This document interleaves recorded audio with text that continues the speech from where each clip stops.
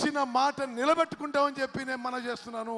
अब सुन लीजिए, महालक्ष्मी स्कीम, మీరు ఇప్పుడు వినండి. మహాలక్ష్మి పథకం महंगाई की चोट महिलाओं को लगती है. పెరుగుతున్న ధరల ఇబ్బంది మహిళలకు తగులుతున్నది.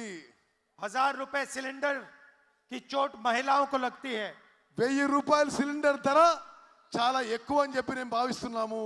आप पूरे प्रदेश को आगे बढ़ाते हो, पूरे प्रदेश सिलेंडर अपने कंधे की चोट महिलाओं को लगती है. 1000 రూపాయల సిలిండర్ ధర చాలా ఎక్కువ అని చెప్పి నేను భావిస్తున్నాము. आप पूरे प्रदेश को आगे बढ़ाते हो, पूरे प्रदेश को आप अपने कंधे पे ले चलते हो. మొత్తం రాష్ట్రాన్ని తమ భుజాల మీద నడిపించేది మహిళలు అని చెప్పి నేను మనవి చేస్తున్నాను. पूरे प्रदेश का बोझ आप उठाती हो. ఎక్కువ ధరల యొక్క భారం మీరు మోస్తున్నారు. इसीलिए हर महीने तेलंगाना की महिलाओं के बैंक अकाउंट में कांग्रेस पार्टी 2500 रुपए डालेगी. అందుకోసమే మహిళల బ్యాంక్ అకౌంట్ లో ప్రతి నెల 2000 రూపాయలు కాంగ్రెస్ ప్రభుత్వం చేయబోతున్నది. गैस सिलेंडर 500 रुपए का कर देंगे. గ్యాస్ సిలిండర్ ధర తగ్గించి 500 రూపాయలకి ఇవ్వబోతున్నాము. और तेलंगाना की महिलाएं कोने कोने में बस में फ्री के ले जाएंगी. తెలంగాణలో రాష్ట్ర వ్యాప్తంగా మహిళలకి ఆర్టీసీ బస్సుల్లో ప్రయాణం ఉచితంగా ఫ్రీగా జరగబోతుంది. రైతు భరోసా స్కీम 15,000 रुपए पर एकड़ किसानों को, 12,000 रुपए पर एकड़ मजदूरों को. రైతు భరోసా పథకం కింద ప్రతి రైతుకి ప్రతి ఎకరాకి సంవత్సరానికి 15,000 రూపాయలు ఇవ్వబోతున్నాము. భూమి లేని రైతు కూలీలకి సంవత్సరానికి 12,000 రూపాయలు ఇవ్వబోతున్నాము. इंदिरम्मा इंड्लू 5 लाख रुपए घर के कंस्ट्रक्शन के लिए गरीबों को. ఇందిరమ్మ ఇండ్ల పథకం కింద ఇండ్ల నిర్మాణానికి 5 లక్షల రూపాయలు మంజూరు చేయబోతున్నాము. गृह ज्योति 200 यूनिट बिजली मुफ्त में. గృహ జ్యోతి అనే పథకం కింద మీ అందరికీ 200 విద్యుత్ యూనిట్లు ఉచితంగా ఇవ్వబోతున్నాము.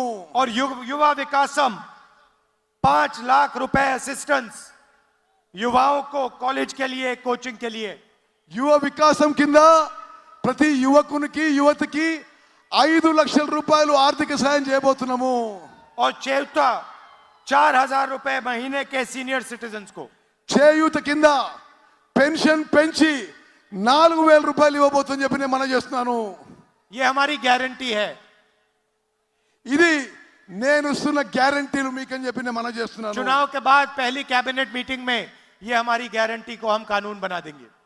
ఎన్నికల తర్వాత మొదటి కాంగ్రెస్ పార్టీ క్యాబినెట్ మీటింగ్ లో ఈ గ్యారంటీలన్నీ అమలు చేయబోతున్నాము. मैं आपको बता रहा हूं 2 दिन नहीं लगेंगे, पहले दिन हो जाएगा.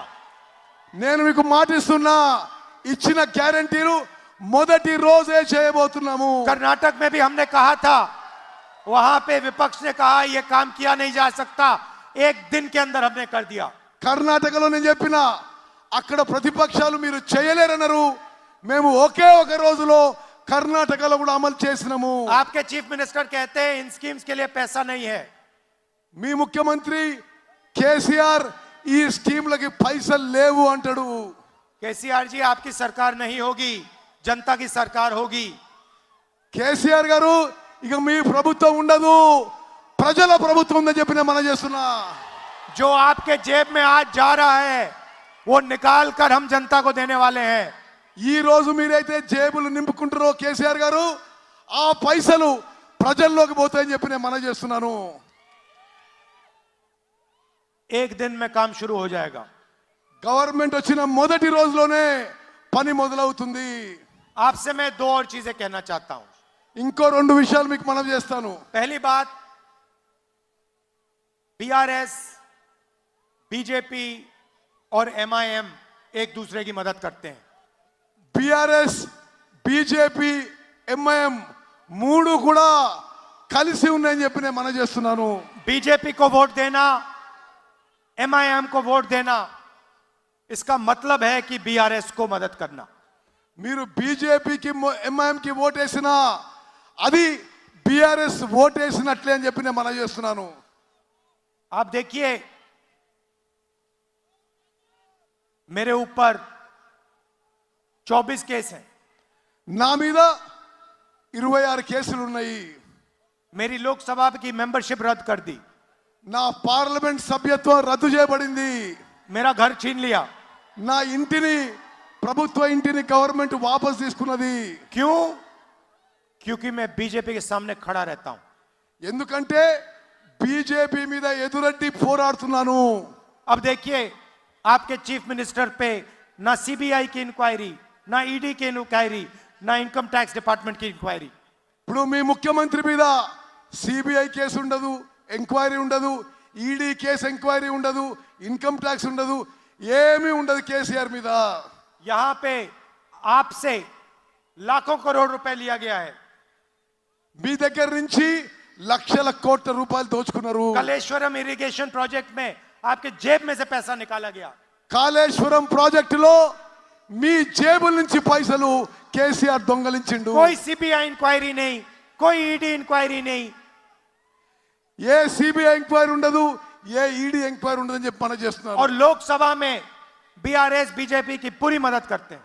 లోక్సభలో పార్లమెంట్ లో బీఆర్ఎస్ పార్టీ బీజేపీకి మద్దతుగా నిలబడుతుంది. चाहे वो जीएसटी हो या किसान बिल हो। జిఎస్టీ మీద కానీ రైతుల బిల్లు మీద కానీ బీఆర్ఎస్ పార్టీ బీజేపీకి మద్దతుగా నిలబడ్డది. यहां पे बीआरएस को हराना है, दिल्ली में बीजेपी को हराना है। ఇక్కడ బీఆర్ఎస్ ని ఓడగొట్టాలి, ఢిల్లీలో బీజేపీని ఓడగొట్టాలి. यहां पे अपना वोट जाया मत कीजिए। बीजेपी को, एमआईएम को वोट नहीं देना है, कांग्रेस पार्टी को देना है। ఇక్కడ మీ ఓటు బీజేపీకి, ఎంఐఎం కి, బీఆర్ఎస్ కి ఓటు వేయొద్దు, కాంగ్రెస్ పార్టీకి ఓటు వేయవలసిందిగా విజ్ఞప్తి చేస్తున్నా. और यहां पे कांग्रेस पार्टी की आंधी आने वाली है। ఇక్కడ కాంగ్రెస్ పార్టీ తూఫాన్ రాబోతుంది, కాంగ్రెస్ పార్టీ వేవ్ రాబోతుంది. और कांग्रेस पार्टी के जो हमारे कार्यकर्ता हैं, वर्कर हैं, आपको इन लोगों ने 10 साल तंग किया। కాంగ్రెస్ కార్యకర్తలారా, 10 ఏళ్ల పాటు వీళ్ళు మిమ్మల్ని ఇబ్బంది పెట్టిండ్రు, आपको दबाया, मारा, कुचला, पीटा। మిమ్మల్ని ఒత్తిడి చేసే ప్రయత్నం చేసిండ్రు, కొట్టిండ్రు, మిమ్మల్ని అనేక రకాలుగా ఇబ్బంది పెట్టిండ్రు. आप हमारे शेर हो। మీరు మా పులులు అని చెప్పి నేను మనం చేస్తున్నా. और आप भूलो मत कि आपकी सरकार आने वाली है। ఏం భయపడద్దు, మీ ప్రభుత్వం రాబోతున్నది. ये तेलंगाना की जनता की सरकार होगी, मगर ये कांग्रेस पार्टी के कार्यकर्ता की भी सरकार होगी। రాబోయేది తెలంగాణ ప్రజల ప్రభుత్వం, కాంగ్రెస్ కార్యకర్తల ప్రభుత్వం అని చెప్పి నేను మనం చేస్తున్నాను. और सरकार में आपको शामिल करके ये सरकार चलाई जाएगी। రాబోయే కాంగ్రెస్ ప్రభుత్వంలో కార్యకర్తల పాత్ర ఉంటుందని చెప్పి నేను మనం చేస్తున్నాను. अब मैं आपसे आखिरी बात कहना चाहता हूं, जो शायद सबसे जरूरी बात। ఆఖరి మాట, చాలా ముఖ్యమైన మాట నేను మనం చేస్తున్నాను. कुछ दिन पहले मैंने पार्लियामेंट में कास्ट सेंसस पे भाषण दिया। నేను కొన్ని రోజుల క్రితం పార్లమెంట్లో కుల గణన గురించి, క్యాస్ట్ సెన్సస్ గురించి మాట్లాడడం జరిగింది. नरेंद्र मोदी जी और आपके चीफ मिनिस्टर ओबीसी की बात करते हैं। నరేంద్ర మోదీ, కేసీఆర్ ఓబీసీ గురించి మాట్లాడతారు. जहां भी जाते हैं ओबीसी की बात करते हैं प्रधानमंत्री। ఎక్కడ పోయినా ప్రధానమంత్రి ఓబీసీల గురించి మాట్లాడతాడు. तो मैंने पार्लियामेंट में एक सवाल पूछा। నేను పార్లమెంట్లో వాళ్ళు ఒక ప్రశ్న అడిగినా. मैंने प्रधानमंत्री से पूछा कि अगर आप ओबीसी की इतनी मदद करते हो तो कास्ट सेंसस का जो डेटा है उसको आप पब्लिक क्यों नहीं बनाते? నేను నరేంద్ర మోదీని పార్లమెంట్లో అడిగినా, మీరు ఓబీసీ మాట మాట్లాడతారు, క్యాస్ట్ సెన్సస్ డేటా మీరు పబ్లిక్ ఎందుకు చేయరు అని మాట్లాడినా. जो हमने जाति जनगणना किया था जब हमारी सरकार थी दिल्ली में, उसके आंकड़े आप पब्लिक को क्यों नहीं बताते? మా ప్రభుత్వం ఉన్నప్పుడు కుల గణన లెక్కలైతే ఉన్నదో, క్యాస్ట్ సెన్సస్ లెక్కలైతుందో అది పబ్లిక్ చేయాలి అని చెప్పి నేను నరేంద్ర మోదీకి చెప్పాను. मैं आपको एक छोटा सा उदाहरण देता हूं। ఒకటే మీకు ఉదాహరణ ఇస్తా నేను. हिंदुस्तान की सरकार को 90 अफसर चलाते हैं। భారత ప్రభుత్వాన్ని 90 మంది అధికారులు నడిపిస్తారు. हर मिनिस्ट्री में सेक्रेटरी होता है, दिल्ली में वो सरकार चलाता है। ప్రతి మంత్రిత్వ శాఖలో ఒక కార్యదర్శి ఉంటాడు, ఆయన్నే ప్రభుత్వాన్ని నడిపిస్తాడు. आप मत सोचिए कि हिंदुस्तान की सरकार को मेंबर ऑफ पार्लियामेंट चलाते हैं। భారత ప్రభుత్వాన్ని పార్లమెంట్ సభ్యులు నడిపియరు. हिंदुस्तान की सरकार को ये 90 अफसर चलाते हैं। భారత ప్రభుత్వాన్ని ఈ 90 మంది అధికారులు నడిపిస్తారు. बजट में जो भी पैसा अलग अलग मिनिस्ट्रियों में जाता है, स्कीम्स में जाता है, वो निर्णय ये 90 लोग लेते हैं। బడ్జెట్ లో స్కీమ్స్ లో భారత ప్రభుత్వం యొక్క పైసలు కేటాయించడం ఈ 90 మంది అధికారులు చేస్తారు. मनरेगा में कितना पैसा जाएगा, आदिवासियों को कितना पैसा मिलेगा, मजदूरों को कितना पैसा मिलेगा, कौन सी कंपनियां प्राइवेटाइज होंगी, ये सारे के सारे निर्णय ये 90 अफसर लेते हैं। మన్రేగా కింద ఎన్ని పైసలు పోవాలి, కార్మికులకు ఎన్ని పైసలు పోవాలి, రైతులకు ఎన్ని పైసలు పోవాలి, ఏ స్కీమ్కి ఎన్ని పైసలు పోవాలి, ఏ కంపెనీని అమ్మేయాలి, ఈ అధికారులే నిర్ణయం తీసుకుంటారు. तो मैंने पार्लियामेंट में नरेंद्र मोदी से यह सवाल पूछा, मोदी जी ये 90 लोग हिंदुस्तान को चलाते हैं, आप ओबीसी की बात करते हो, इन 90 लोगों में से ओबीसी कितने हैं? నేను పార్లమెంట్ లో నరేంద్ర మోదీ గారిని అడిగిన, భారతదేశాన్ని నడిపే 90 మంది కార్యదర్శుల్లో ఓబీసీలు ఎంతమంది అని చెప్పండి అని అడిగిన. आप कहते हो कि ओबीसी को आप शक्ति देते हो, तो आप मुझे बता दो इन 90 में से ओबीसी कितने हैं, और जो बजट है उसमें कितने प्रतिशत पैसे का निर्णय ओबीसी अफसर लेते हैं? నేను మోదీ గారిని అడిగిన, మొత్తం భారతదేశం బడ్జెట్ ఈ 90 మంది అధికారుల్లో ఓబీసీలు ఎంతమంది, వాళ్ళ నిర్ణయ అధికారులు ఎంత అని చెప్పి అడగడం జరిగింది. प्रधानमंत्री ने 1.5 घंटे बात की, मेरे सवाल का जवाब नहीं दिया। ప్రధానమంత్రి పార్లమెంట్ లో గంట సేపు మాట్లాడిండు, కానీ నా ప్రశ్నకి జవాబు ఇవ్వలేదు. भाइयों और बहनों, हिंदुस्तान का बजट 44 लाख करोड़ का है। అక్క చెల్లెలు అన్నదమ్ములు, భారత ప్రభుత్వం యొక్క బడ్జెట్ 44 లక్షల కోట్ల రూపాయలు. उस बजट को, उसमें पैसा कहां जाता है, कैसे जाता है, वो निर्णय ये 90 लोग लेते हैं।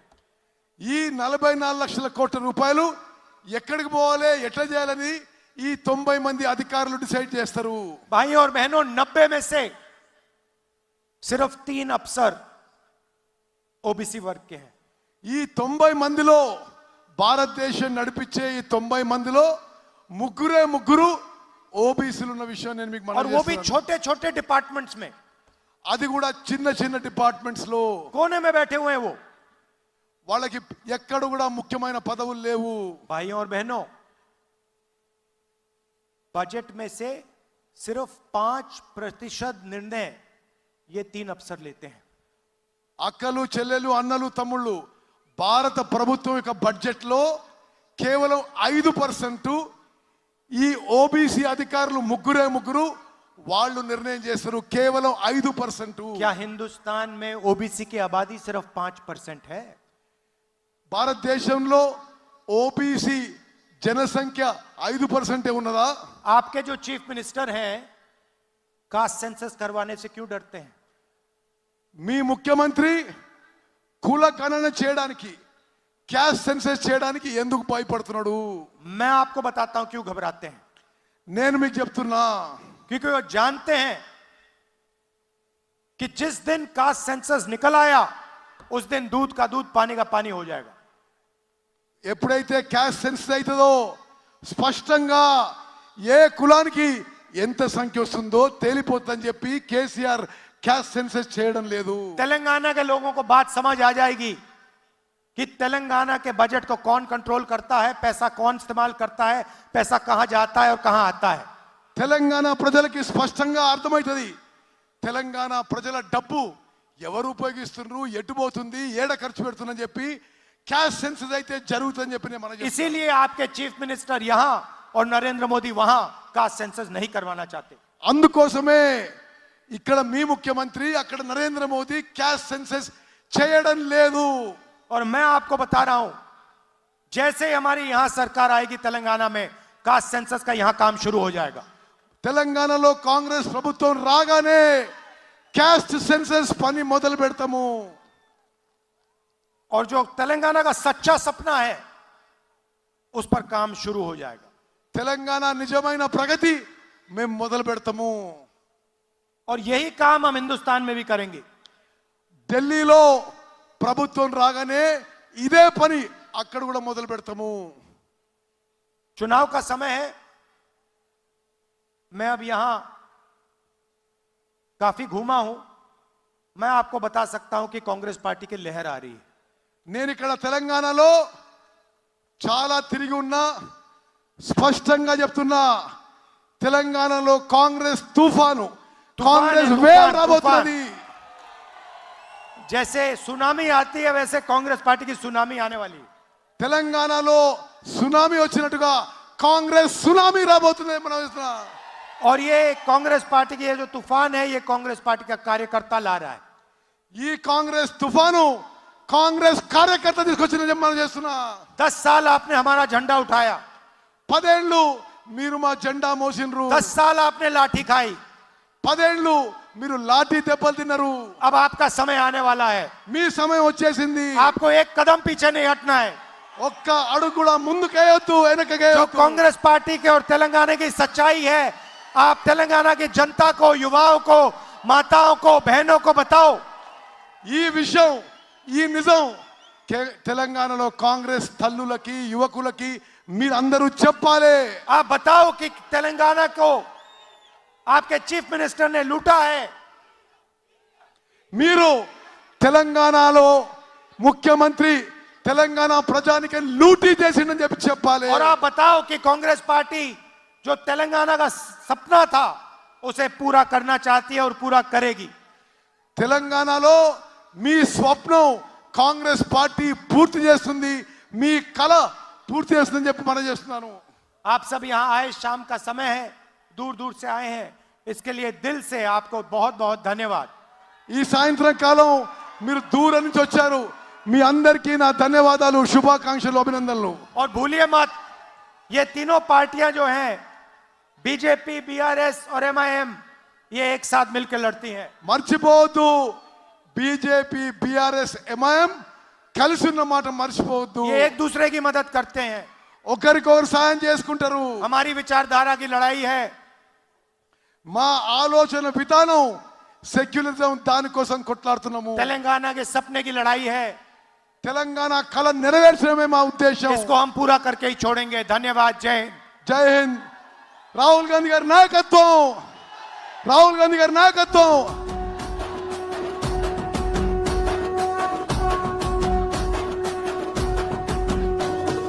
మూడు రంగుల జెండా బట్టి సింగమోలే కదిలేనాడు ఒక్కరో కాంగ్రెస్ సూర్యుడు మన రాహుల్ గాంధీ నిగదీసి అడిగే మునగాడు వీడు భూమిన వానైతాడు బీద సాదల ధైర్యం వీడు